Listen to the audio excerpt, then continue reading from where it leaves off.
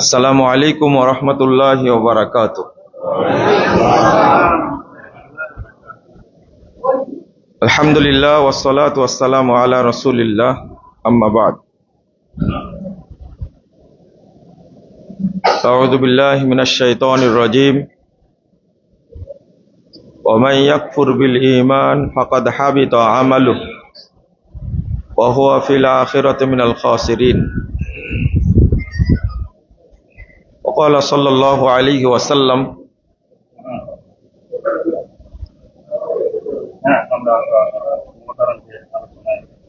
إن الله لا يقبل من العمل إلا ما كان له خالصا وابتغي به وجهه رواه النسائي بإسناد صحيح। সম্মানিত ভাই ও বোনেরা, আল্লাহ রাব্বুল আলামিনের প্রশংসা এবং মুহাম্মদ সাল্লাল্লাহু আলাইহি ওয়াসাল্লামের উপরে দরুদ পাঠের পর আপনাদের কৃতজ্ঞতা প্রকাশ করছি। আল্লাহর কাছে দোয়া করছি রব্বুল আলামিন যেন আজকের প্রোগ্রামকে কবুল করে নেন, আমিন। যারা আয়োজন করেছেন এবং আমরা যারা অংশগ্রহণ করেছি, রব্বুল আলামিন যেন আমাদের সকলকে ক্ষমা করে দেন। আল্লাহ যেন আমাদেরকে জান্নাতুল ফেরদাউসের মেহমান হিসাবে কবুল করে নেন, আমিন।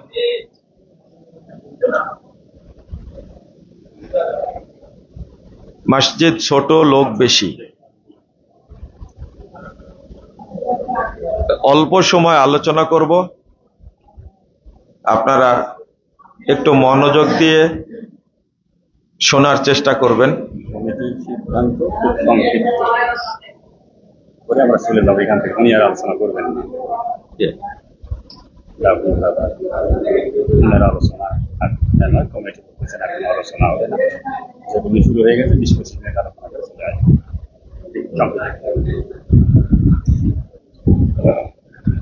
আমি একটা হাদিস শোনাই আপনাদেরকে। রাসূল সাল্লাল্লাহু আলাইহি ওয়াসাল্লাম বলছেন, এটা কিন্তু সবার মনে রাখার দরকার। শুনেছেন কিনা জানি না। আজাবাল লিল মুমিন, মুমিনের জন্য আশ্চর্য মানে বিস্ময়কর একটা ব্যাপার আছে। লা ইয়াকজিল্লাহু লাহ ইল্লা কানা লাহু খায়রান। আল্লাহ মুমিনের জন্য যেটা ফায়সালা করেন, আল্লাহর পক্ষ থেকে মুমিনের জন্য যেটা ফায়সালা হয় সেটা কল্যাণের জন্যই হয়। আপনারা কি এই হাদিসটাকে বিশ্বাস করেন? না। ওই যে একটা ভাষা বলে না, আল্লাহ যা করেন কল্যাণের জন্য করেন। ভাষাটা হবে মুমিনের জন্য আল্লাহ যে সিদ্ধান্ত নেন সেটা কল্যাণের জন্যই নেন। মনে থাকবে, মুমিনের জন্য আল্লাহ যে সিদ্ধান্ত নেন সেটা কল্যাণের জন্যই নেন। তার মধ্যেই কল্যাণ নিহিত আছে, খায়ের নিহিত আছে। আমরা অনেক সময় হতাশ হয়ে পড়ি, কেন এই বয়সে আব্বা মারা গেল, কেন এই বয়সে আমার সন্তান মারা গেল। যদি তার মধ্যে এইরকম চেতনা থাকে, এই সিদ্ধান্তটা কার পক্ষ থেকে আসছে? আল্লাহর পক্ষ থেকে। তাহলে হাদিস যেহেতু কানা লাহু খায়রা, রাসূল সাল্লাল্লাহু আলাইহি ওয়াসাল্লাম বলছেন আল্লাহ যে সিদ্ধান্ত নেন মুমিনের জন্য সেটা তার জন্য কল্যাণকর।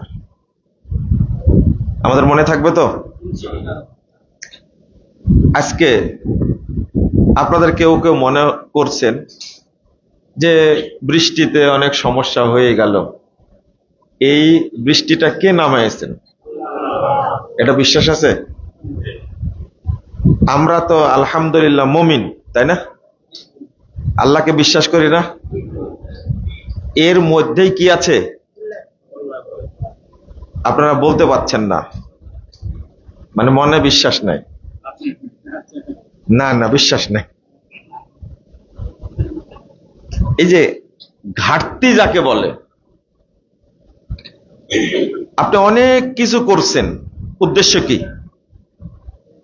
বলেন? উদ্দেশ্য কি? আপনার উদ্দেশ্যটা কি? অনেক কিছু করছেন, সালাত পড়ছেন, সিয়াম পালন করছেন, হজ করছেন, কাজকর্ম করছেন, মসজিদ করছেন, মাদ্রাসা করছেন, উদ্দেশ্য কি?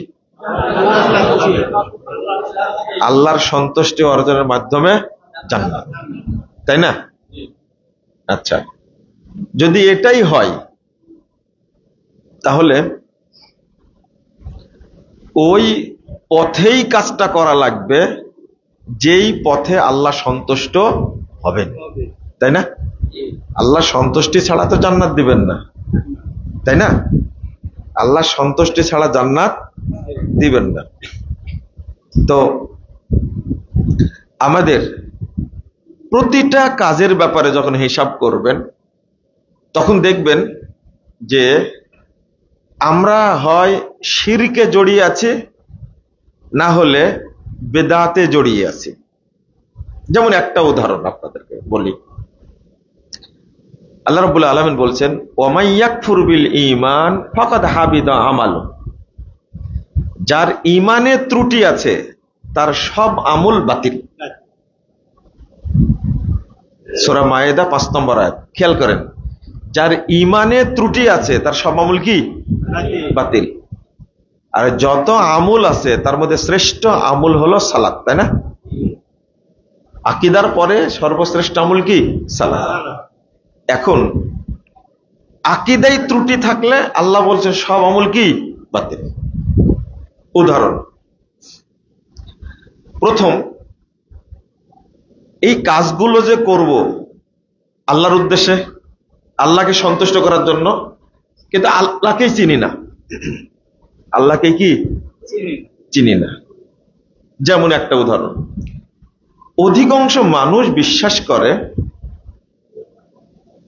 আল্লাহ সর্বত্র বিরাজমান, তাই না? খেয়াল করেন, কথাটা খেয়াল করেন। এই বিশ্বাসটা হলো কুফুরি বিশ্বাস, কুফুরি আকীদা। এটা মক্কার কাফের মুশরিকরাও এই ধারণা করত না, খুব খারাপ আকীদা। 2 নম্বর হলো আল্লাহ নিরাকার। আল্লাহ কি? নিরাকার। নাউজুবিল্লাহ, নাউজুবিল্লাহ, আস্তাগফিরুল্লাহ। এখন আমি আপনাদেরকে বলি, যদি বাংলাদেশের সবচেয়ে বড় আলেম যাদেরকে মনে করি, তার বিশ্বাস হলো আল্লাহ সর্বত্র বিরাজমান, যত বড়ই আলেম হোক না কেন, এই বিশ্বাসটা কি ঠিক আছে? তাহলে তার যত আমল এগুলো টিকবে? আমরা তো হাদিস জানি, ইন্নামাল আমাল বিন্নিয়াত, সমস্ত আমল নির্ভর করে কিসের উপরে? ঈমানের উপরে, ঈমানের উপরে, নিয়াতের উপরে। মা মানান নিয়া, নিয়াতটা কি? কেন ওই জায়গায় গেলাম আমি? নিয়াতের মূল অক্ষর হলো নুন ওয়াও ইয়া, নাওয়া। নুন ওয়াও ইয়া, নাওয়া মানে বীজ, কি? বিচি। বিচি বুঝেন তো? বিচি, কাঁঠালের বিচি, আমের কি? আঠি। আর কিনতে গেলে কি? বীজ। সব মিলে কি? একই, তাই না? বীজ। আপনাদের দেশে এরকম কোন ঘটনা আছে যে কাঁঠালের বীজ থেকে, বিচি থেকে আমের গাছ বের হয়েছে? কোথাও হয়নি। আর নারকেল থেকে আমের গাছ হয়েছে, এরকম আছে? আর ওইরকম কেন ল্যাংড়া আম থেকে কখনো ফজলি আম হয় না? হয়? আল্লাহ পারেন। হয়েছে আপনার এলাকায়? বললেন যে আল্লাহ পারেন, হয়েছে কিনা সেটা বলেন। দেখছেন? বাস্তবে ওগুলো হবে না। আঠি থেকে, যেমন ধান বুনেছেন সেখান থেকে সরিষা হয়েছে, এরকম আছে? সম্ভাবনা আছে? এইটা এমন একটা উদাহরণ দিচ্ছেন, বিশ্বাস যেটা ওইটাই কাজে বাস্তবায়িত হবে। আরেকটা জিনিস খুব ভালো করে শুনেন, 4229 নম্বর হাদিস ইবনু মাজার মধ্যে এসেছে। রাসূল সাল্লাল্লাহু আলাইহি ওয়াসাল্লাম বলছেন, ইউবআসুন নাস আলা নিয়াতিহিম, কিয়ামতের মাঠে তাকে ওইভাবে উঠানো হবে যে নিয়াতের উপরে সে মারা গেছে। ইউহশারুন নাস আলা নিয়াতিহিম, মানুষকে জমা করা হবে কিয়ামতের মাঠে যে নিয়াত, যে অবস্থা সে কি মারা গেছে। হাদিস বিশ্বাস করেন তো? এখন আপনার বিশ্বাসটা যদি এরকম থাকে আল্লাহ সম্পর্কে, যে আল্লাহ সর্বত্র বিরাজমান, কিয়ামতের মাঠে এইভাবেই কি করতে হবে। আপনি আমার সম্পর্কে খারাপ আকীদা পোষণ করেন, রাসূল সাল্লাল্লাহু আলাইহি ওয়াসাল্লাম বলেছেন, মান ক্বালা ফি মুমিন মা লাইসা ফিহি আসকানাহুল্লাহু রিদগাতাল খাবাল। কেউ যদি কোনো মুমিন সম্পর্কে এমন কথা বলে বা এমন ধারণা করে যেটা ওই মুমিনের মধ্যে নাই, আল্লাহ তাকে রিদগাতাল খাবাল, জাহান্নামে পোড়ার কারণে যে রক্ত, পুঁজ, ঘাম, গোশত এবং জাহান্নামীদের পেশাব পায়খানা বের হয়ে একটা খাবাল নামক সমুদ্রে জমা হবে। আল্লাহ রাব্বুল আলামিন এই ধরনের ব্যক্তিকে ওই সমুদ্রের মধ্যে ডুবন্ত অবস্থায় রাখবেন। আস্তাগফিরুল্লাহ, আস্তাগফিরুল্লাহ। খেয়াল করেন, আমি মারা গেলাম কিন্তু আপনার সম্পর্কে আমার খারাপ ধারণা, ওই খারাপ ধারণা নিয়েই আল্লাহর কাছে কি এর নাম ঈমান। খেয়াল করেন, যেটা ঢুকবে এইটার দ্বারা হয় আপনার মুক্তি হবে, না হলে কি হবে? ধ্বংস হবে। জটিল জিনিস, কিন্তু এই জায়গাটা জটিল, খুবই জটিল।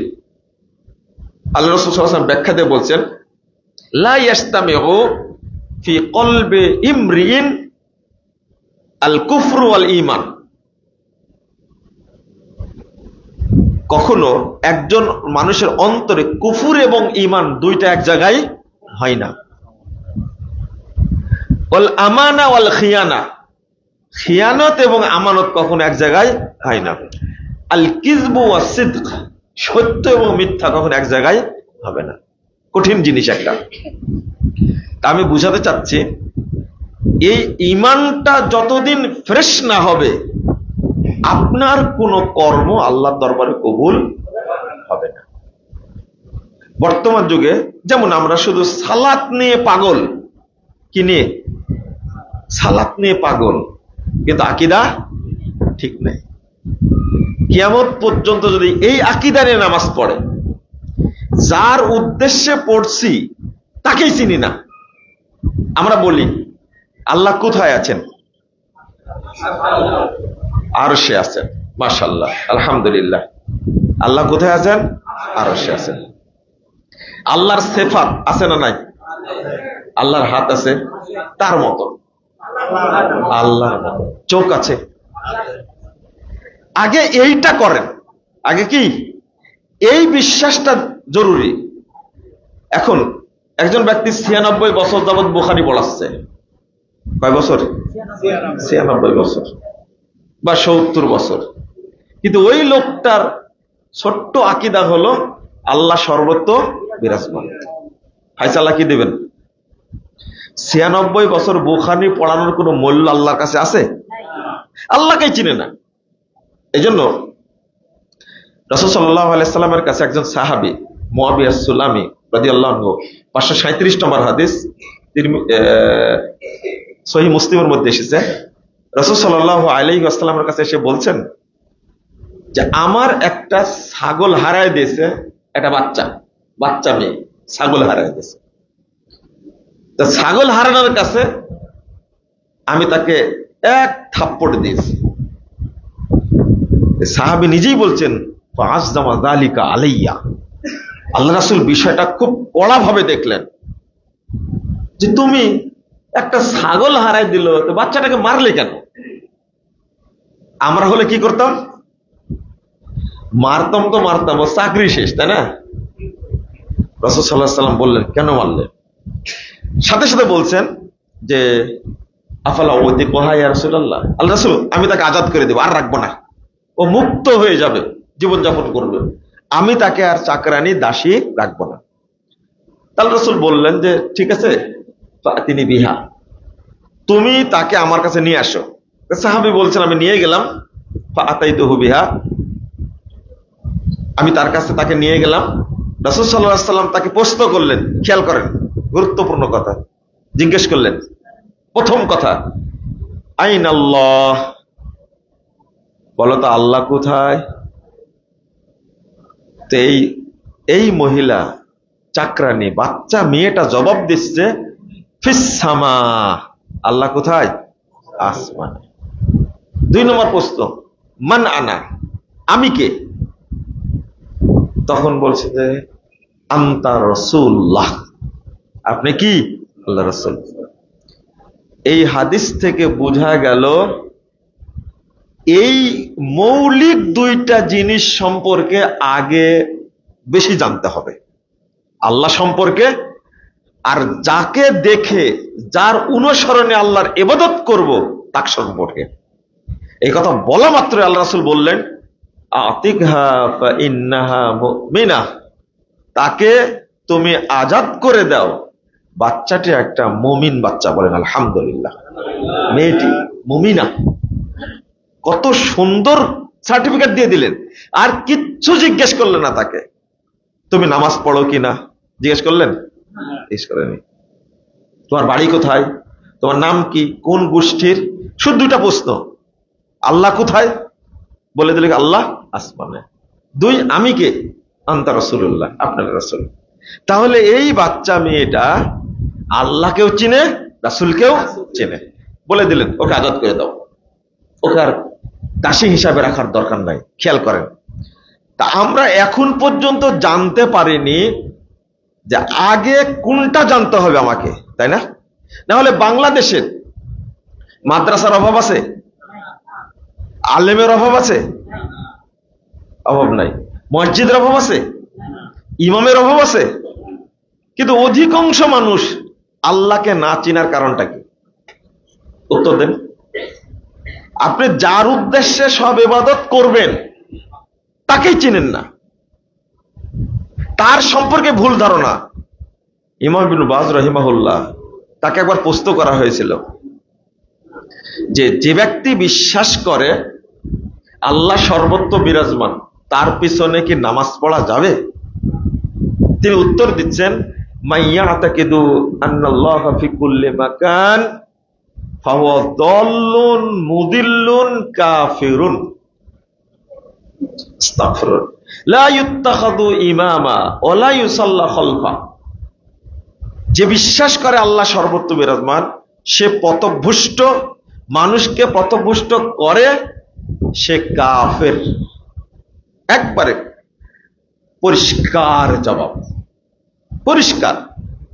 এরপরে বলছেন তাকে ইমাম বানানো যাবে না, তাকে ইমাম বানানো যাবে না, এবং তার পিছনে সালাত পড়া যাবে না। বরং কি বল ইয়াজিবু আলাল মাসউলিন, যারা মসজিদের দায়িত্বশীল আছে তাদের উপরে ওয়াজিব হলো আইয়ুবাইদুহু, এই ইমামকে বিতাড়িত করা, বহিষ্কার করা।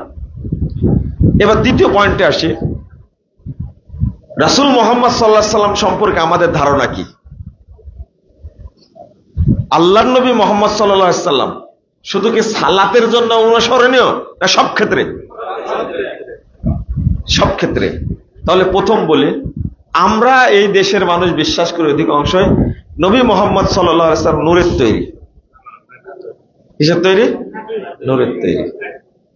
অধিকাংশ মানুষ বিশ্বাস করে। 2 নম্বর বিশ্বাস করে যে নবী মরেইনি। নবী কি মরেইনি।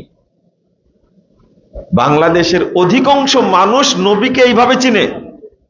3 নম্বর, যে কোথাও মিলাদ মাহফিল হলে তিনি সেই জায়গায় সরাসরি হাজির হন। বলেন নাউজুবিল্লাহ, বলেন একটু আস্তাগফিরুল্লাহ, আস্তাগফিরুল্লাহ।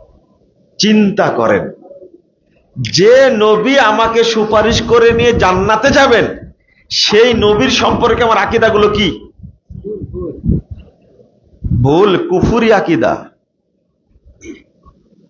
একজন নবী সম্পর্কে আমার আকীদা হলে এইরকম, তাহলে আমার তাহাজ্জুদ আল্লাহর কাছে যাবে? যাবে না। আরেকটা, শুধু মনে করি নবী মুহাম্মদ সাল্লাল্লাহু আলাইহি ওয়াসাল্লাম এই মসজিদে অনুসরণ করার জন্য, ব্যবসার ক্ষেত্রে মুহাম্মদকে অনুসরণ করা যাবে না। ব্যবসার ক্ষেত্রে আমি অনুসরণ করি সুদী অর্থনীতি, তাই না? আচ্ছা, রাজনীতির ক্ষেত্রে মুহাম্মদ সাল্লাল্লাহু আলাইহি ওয়াসাল্লাম অনুসরণ করা যাবে না। কাকে অনুসরণ করতে হবে? কার্ল মার্ক্সকে, মাও সেতুংকে, অথবা আব্রাহাম লিঙ্কনকে, তাই না? খেয়াল করেন কিন্তু। আর রাষ্ট্রনীতির ক্ষেত্রে কাকে? ফেরাউনকে অনুসরণ কাকে করতে হবে? ফেরাউনকে। খেয়াল করেন, এই যে দ্বিমুখী নীতি মসজিদের মধ্যে থাকলে মুহাম্মদ সাল্লাল্লাহু আলাইহি ওয়াসাল্লামকে মানি, আর মসজিদ থেকে বের হলেই কাকে মানি? ইবলিসকে মানি, তাই না? সুদী অর্থনীতি, বস্তুবাদী শিক্ষানীতি, আর কি রাজনীতি, কি স্বৈর রাজনীতি, তাই না? ফেরাউনি রাজনীতি, ফেরাউনি অর্থনীতি, কারুনি অর্থনীতি। খেয়াল করেন, একজন মুমিন তাকে বিশ্বাস করতে হবে যে মুহাম্মদ সাল্লাল্লাহু আলাইহি ওয়াসাল্লাম সর্বক্ষেত্রে আমার আদর্শ, অন্য কোনো ব্যক্তি না। কথা বোঝা গেছে? এখন আপনি যদি মারা যান, সালাতের ক্ষেত্রে আপনি মুহাম্মদ সাল্লাল্লাহু আলাইহি ওয়াসাল্লামকে মানেন, রফুল আযান করেন, বুকে হাত বাঁধেন, জোরে আমিন বলেন, কিন্তু মসজিদ থেকে বের হওয়ার পরে যেগুলো করেন এগুলো একটা মুহাম্মদের নীতি না। তাহলে বড় মুনাফিককে? বিধর্মীরা না আমরা? দলিল কি? দলিল কি? একটা জিনিস বলার জন্য এতক্ষণ কথাগুলো বললাম, সেটা হলো, খেয়াল করবেন, যাই করেন মিশ্রণ করবেন না, ফ্রেশ করবেন।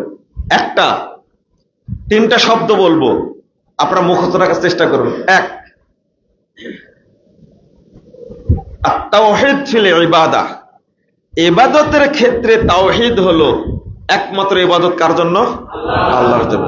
দুই, আত-তাওহীদ ফিদ দ্বীন, দ্বীনের ক্ষেত্রে তাওহীদ হলো দ্বীন মানতে হবে একটা, সেটা কি? ইসলাম।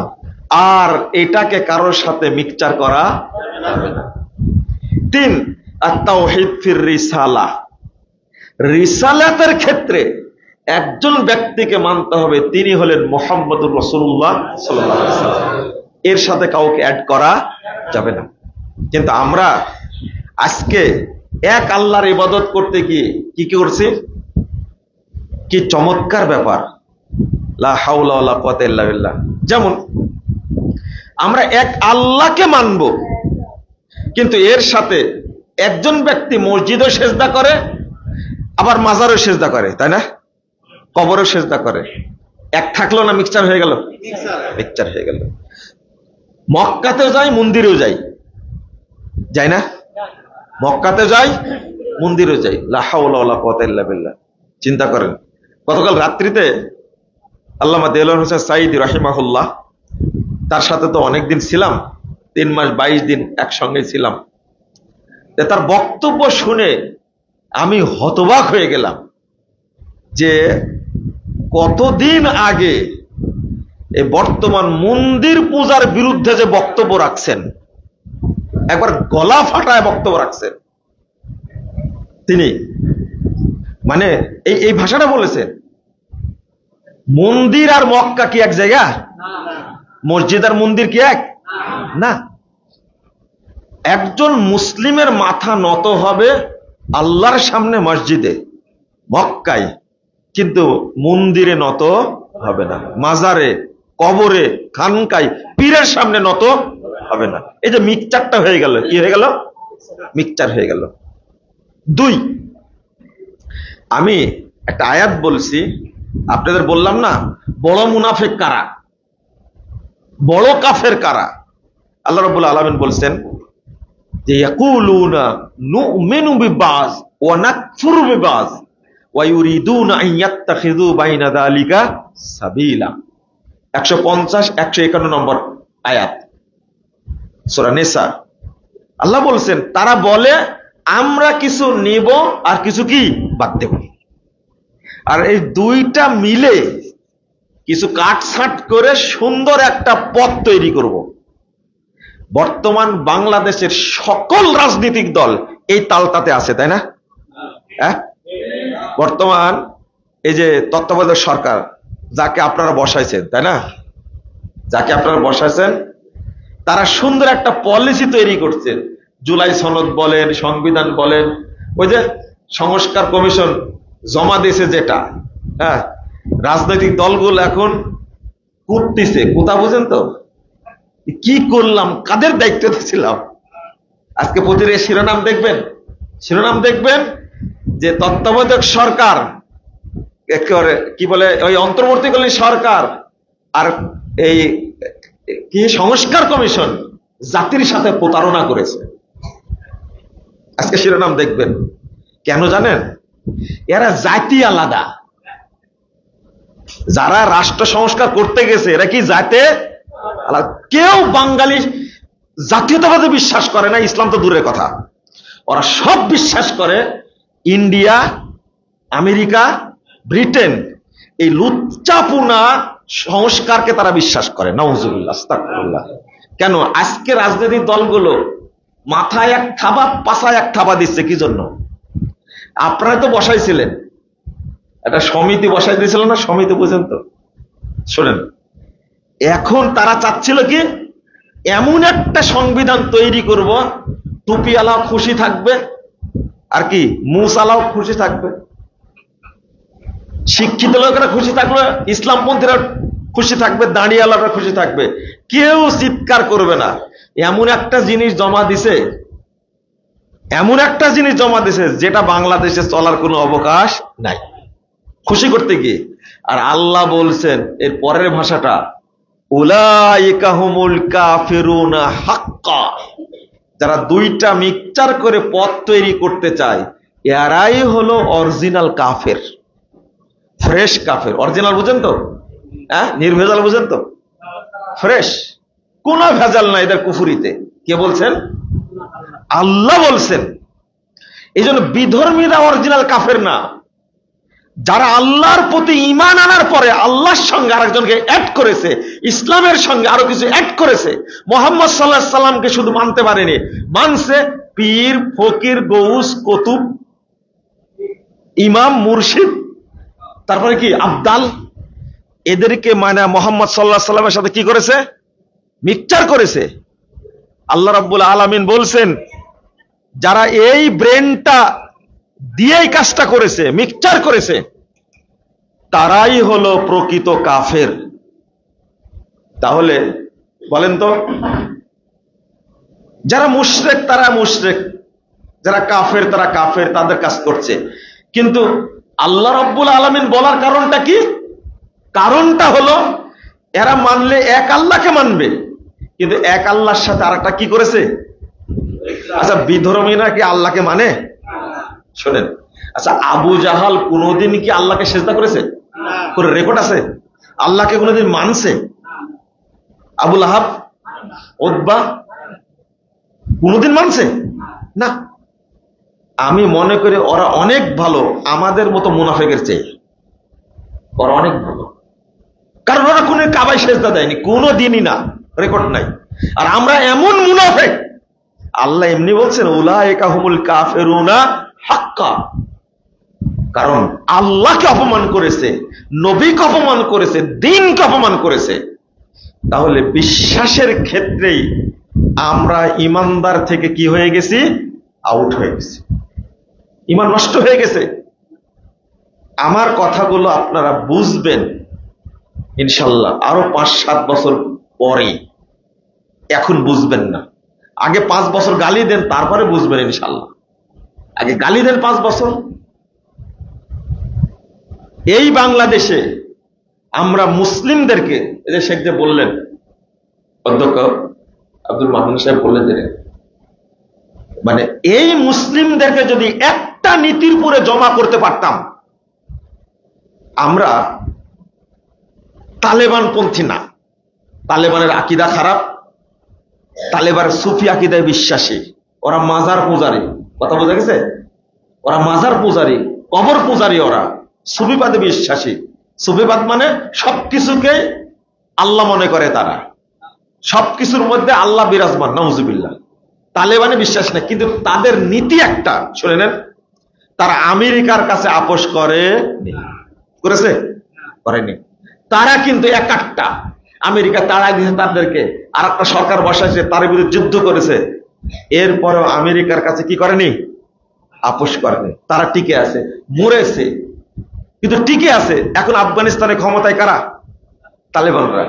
যদিও আপনারা জানেন আহলুল হাদিসের মসজিদগুলো তালেবানরা বন্ধ করে দিছে, মাদ্রাসাগুলো বন্ধ করে দিছে। এই যে আমাদের দেশে এই মরহুম হাসেনা চলে যাওয়ার পরে যতগুলো মসজিদ ভাঙছে, আগেও ভাঙছে, কিন্তু মসজিদ ভাঙ্গার তীব্রতা বেড়ে গেছে এই কয়েকদিনে বেশি। বুঝেন না কথা? কেন বলেন তো দেখি? এটা খুব দুঃখজনক। মসজিদ তো ভাঙছে, আর আপনাদের মতো পছন্দনীয় ভাইরাস বক্তাগুলো একটাও বলে না এই মসজিদ ভাঙাগুলো ঠিক না। মন্দির ঠিকই পাহারা দিচ্ছে, আবার মসজিদ আবার কি ভেঙ্গে দিচ্ছে। কথা খেয়াল করেছেন আপনারা? কিন্তু কোন ভাইরাস বক্তা, কোন ইসলামী দলের নেতা বলেনি যে মসজিদ ভাঙ্গা যাবে না, মসজিদ তোমরা ভাঙ্গো না, একজনও বলেনি। আমরা যদি ওই নীতির উপরে থাকতাম যে মক্কায় যে ইসলাম নাজিল হয়েছিল, মদিনায় যে ইসলাম মুহাম্মদ সাল্লাল্লাহু আলাইহি ওয়াসাল্লাম প্রচার করেছেন, ওর উপরে একমত হলে, সবাই একমত হলে, আজকে এই দাদা ইউনুসকে ক্ষমতায় বসানো লাগতো না, বড় আলেম ক্ষমতায় বসতে আসে। কিন্তু আমরা পারিনি তো। আর এখন টুপিওয়ালারা যে মারামারি শুরু করেছে, তাতে হাসেনা আসতে বেশি দিন সময় লাগবে না। যারা বিপ্লব করেছেন না আপনারা, এই রাজনৈতিক দলগুলো, এরা সুফল ভোগ করছে। ওরা চিন্তা করেনি যারা সংগ্রাম করে রক্ত দিয়ে আজকে যারা বেঁচে আছে, তাদের লাশও পাওয়া যাবে না, কবরও পাওয়া যাবে না ভবিষ্যতে, যে কামড়া কামড়ি শুরু করেছে এরা, তাই না? পাওয়া যাবে মনে করেন আপনারা? কখনোই পাওয়া যাবে না, অত সহজ না। ওই বদলা নিবেই। যে মহিলা 40 বছর পরে বহু মানুষকে ফাঁসিতে ঝুলাইছে, ঝুলাইনি? নিরপরাধ মানুষকে ফাঁসিতে ঝুলাইছে, কিছু করতে পারেননি আপনারা। ওই কি করতে পেরেছেন? আমাদের আবার উল্টা বলেন যে আপনারা কখন মন্ত্রী হবেন, কখন এমপি হবেন, কখন রাষ্ট্রপতি হবেন। আমি বলি আপনারাই হন, আমাদের শান্তি দিন। আপনারা হয়ে কি করেছেন? এক বিএনপি নেতাকে বললাম, বহু তো মন্ত্রিত্ব করেছেন, মন্ত্রী ছিলেন, কি করলেন আপনারা? 80 বছর একটা মহিলাকে চিকিৎসার জন্য দেশের বাইরে নিয়ে যাবেন, সেটাই পারলেন না। তো কি কাটা সেলাই করেছেন আপনি? কথা বুঝতে পারলেন না?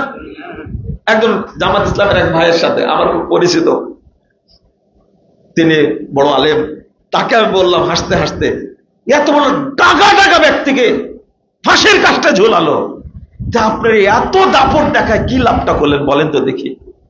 আমি বলেছি যদি আপোষ না করে একটা রাস্তায় দাঁড়া থাকা যেত, আজকে কোনো বাংলাদেশের দল থাকতো না, ইসলামী রাষ্ট্রে থাকতো।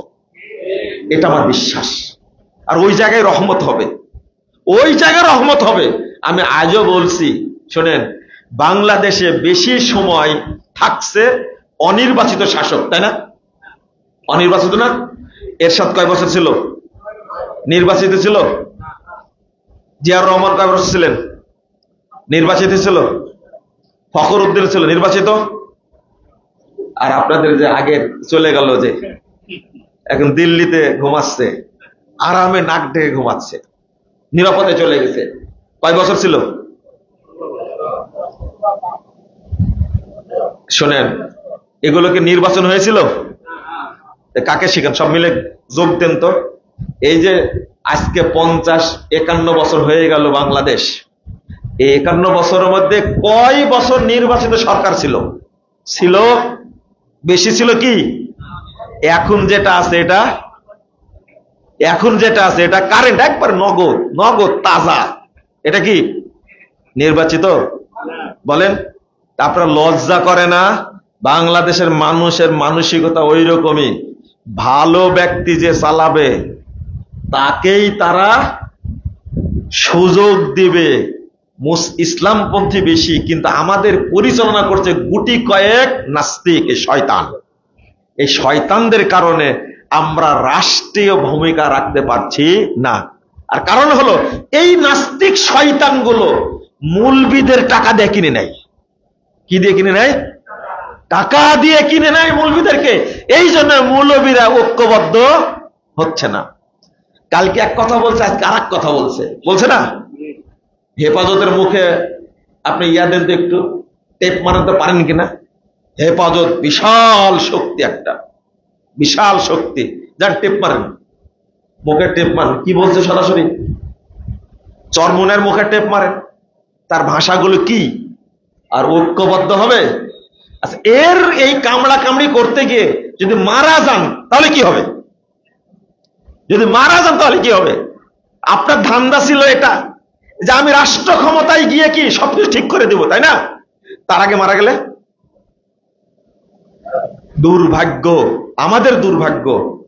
আমরা কাউকে মিশ্রণ করতে চাই না, আল্লাহর সাথে চাই না, রাসূলের সাথে কাউকে মিশ্রণ করতে চাই না, ইসলামের সাথে চাই না। আমরা একটা পথের উপরে টিকে থাকবো। 53 বছর পরে, 53 বছর পরে সিরিয়াতে শাসক আসছে। কয় বছর? তা আপনি এর পরেও এই মোহাম্মদ সারা কারোর সাথে কি আপোষ করেছে? কারোর সাথে আপোষ করেনি। কতজন প্রস্তাব দিয়েছে? আমেরিকা প্রস্তাব দিয়েছে, তারপরে ব্রিটেন প্রস্তাব দিয়েছে, তুরস্ক প্রস্তাব দিয়েছে, ইরান প্রস্তাব দিয়েছে, কারো প্রস্তাবে মানেনি। আর একটা পশ্চিম রাষ্ট্রের কথা বললাম, সিরিয়া। আগে বললাম আর একটা কি? আফগানিস্তান। তারা 53 বছর ত্যাগ স্বীকার করে সবগুলোকে হত্যা করে এর পরেও আসছে। আমরা তো 3 দিনও করতে পেরেছি। আশা করি আমার কথাগুলো বুঝেছেন। কথা কি বোঝা গেছে? আমরা তাওহীদের পথে টিকে থাকি, বলেন ইনশাআল্লাহ। আর আপোষ করলে তো মুহাম্মদ সাল্লাল্লাহু আলাইহি ওয়াসাল্লাম আগে রাজা হয়ে যেতেন, তাই না? আমরা আজকের প্রেক্ষাপটে বলতে চাই, সংক্ষেপ আলোচনায় বলতে চাই, আমরা ঈমান নষ্ট করব না, বলেন ইনশাআল্লাহ। আমরা ইবাদত যতটুকু করব ততটুকু কি খাঁটি, আর অতটুকুটাই আমরা জান্নাত পেতে চাই। কিন্তু ওই যে বেশি ইনকাম করতে গিয়ে হারাম ইনকাম করা, এটা হালাল না হারাম? বেশি ইনকাম করতে যাচ্ছেন কিন্তু হারাম খাচ্ছেন। কিন্তু অল্প ইনকাম করেন, হালাল খান, কোনটা আল্লাহর কাছে পছন্দ? একজন লোক দান করেছে 1 টাকা, হালাল। আর একজন লোক দান করেছে 1 কোটি টাকা, কিন্তু সুদের টাকা, কোনটা কবুল হবে? আমরা তো বুঝাতে পারিনি আপনাদেরকে। আল্লাহ চানকে যে হাদিসটা বলেছি, ইন্নাল্লাহা লা ইয়াকবালু মিনাল আমাল ইল্লা মা কানা লাহু খালিসান। আল্লাহ কোন আমল কবুল করেন না, যেটা খালেস ওইটা কবুল করেন। খালেস মানে কি? লিল্লাহ, একমাত্র আল্লাহর জন্য ফ্রেশ আমলটা আল্লাহ কি করেন? কবুল করেন। আর আমলে নেকিতে আল্লাহ বারাকা দান করেন। কি দান করেন? আজকে যেহেতু সময় নাই, আমি একেবারে সংক্ষেপ করছি। তাওহীদের মর্যাদা কত এটা বলতে চেয়েছিলাম, আমি আজকে সেটা আলোচনার আগালাম না। আপনারাও ক্লান্ত হয়ে গেছেন, আপনারা শেষ করুন। আর 5 মিনিট পরে উনি আসতেছেন। চিন্তা ভাবনা হয়ে গেছে। তাই তো, এত সুন্দর পরিবেশ আলোচনা করলে সমস্যাটা কি, তাই না? আপনারা একটা জিনিস বোঝার চেষ্টা করেন, সেটা হলো বারাকা। বুঝেন তো বারাকা? আমাদের ইমান খুব দুর্বল তো, হালকা ইমান, এই জন্য কি হয় না, বরকত হয় না। ইমান যার যত শক্তিশালী তার উপরে বরকত বেশি নাজিল হয়, বেশি নাজিল হয় তার প্রতি। কিন্তু আমাদের ইমান একবারে কি, এই যে আরেকটা সাইড এখানে বললে আরো পরিষ্কার হবেন আপনারা, সেটা হলো আমি যে সাইডটা আলোচনা করলাম, তা আগে জানতে হবে কার সম্পর্কে, কেন, তার জন্য সবকিছু কি করব, তাই না? আপনি যত টাকা পয়সা ইনকাম করেন, টাকাগুলো সেভ করার জন্য কোথায় রাখেন? অ্যাকাউন্টে, ব্যাংকে রাখেন, তাই না? অ্যাকাউন্ট নাম্বার যদি ভুল হয় টাকা ঢুকবে? আর একটা অ্যাকাউন্টই যদি না থাকে,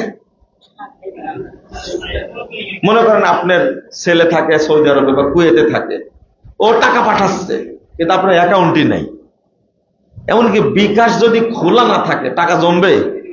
হ্যাঁ, এমনি দেখতে পাবেন। আপনার আইডি দিয়ে ওই চেহারা দেখায় তারপর কি করতে হবে?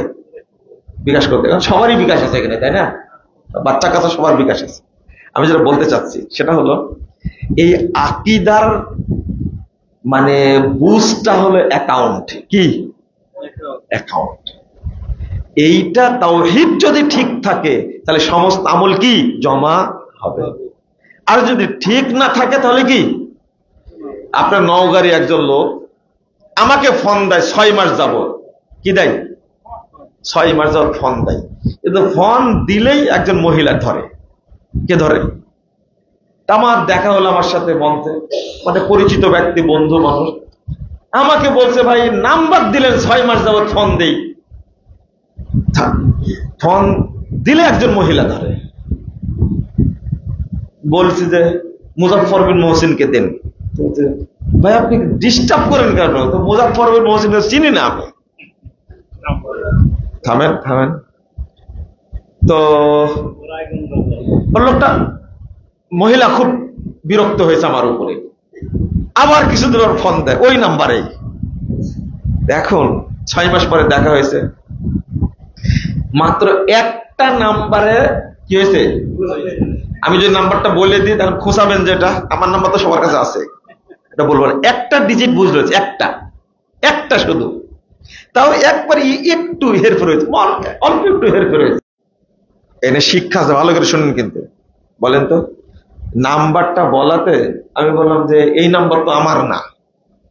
বলছে ওহো, তাহলে এতদিন আমি ফোন দিচ্ছি আপনাকে পাওয়ার জন্য, শুধু একটা উল্টা পাল্লার হওয়ার কারণে 6 মাস আমার সাথে যোগাযোগ, বুঝেন? 6 মাস যোগাযোগ নাই আমার সাথে। আচ্ছা, নাম্বারটা আমি বলেছি আর উনি কি উঠাইছেন? ভুল আমি বলেছি না উনি উঠাইছেন? ভুল আমি ভুল বলতে পারি না? ভালো করে উত্তর দেন। আমার নাম্বার, আচ্ছা আপনার বাপের নাম ভুল বলবো কোনদিন? হ্যাঁ, হবে কোনদিন? বাপের নামের চেয়ে মোবাইল নাম্বারটা কি বেশি উচ্চারণ হয়, তাই না? আমি নাম্বার বলেছি, তখন উনি বলছেন যে এটা সাইড দেন, এখানে আর একটা চেয়ার দিলে ভালো হতো।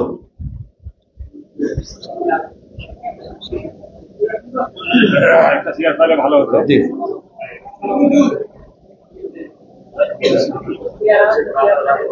একটা চেয়ার নিয়ে আসেন।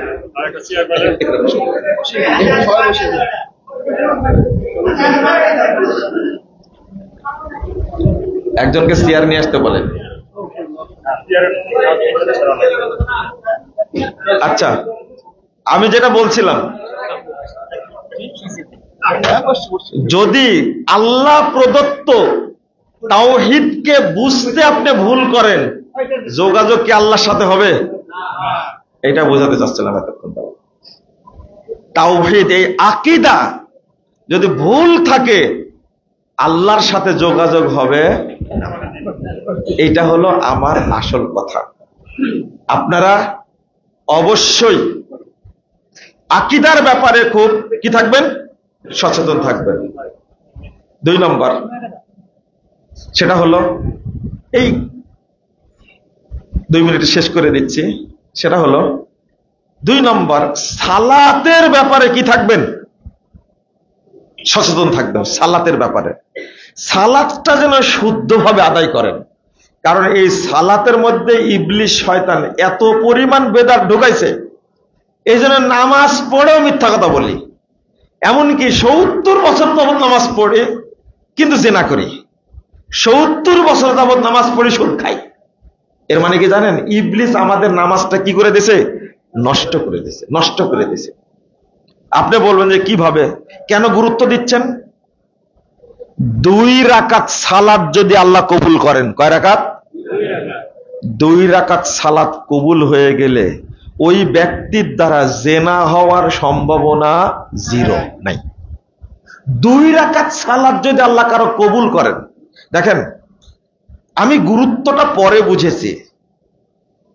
জেলখানায় আল্লামা দেলোয়ার হোসেন সাঈদী রাহিমাহুল্লাহ তিনি মাঝে মাঝেই আমাকে বলতেন, একসঙ্গে হাঁটতে গিয়ে এই ডান হাত বুকের উপরে দিয়ে ঘুরে দাঁড়াতেন, ঘুরে দাঁড়া বুক লাড়তেন আর বলতেন, বাবা আমার জন্য দোয়া করো, আল্লাহ যেন আমার 2 রাকাত নামাজ কবুল করে।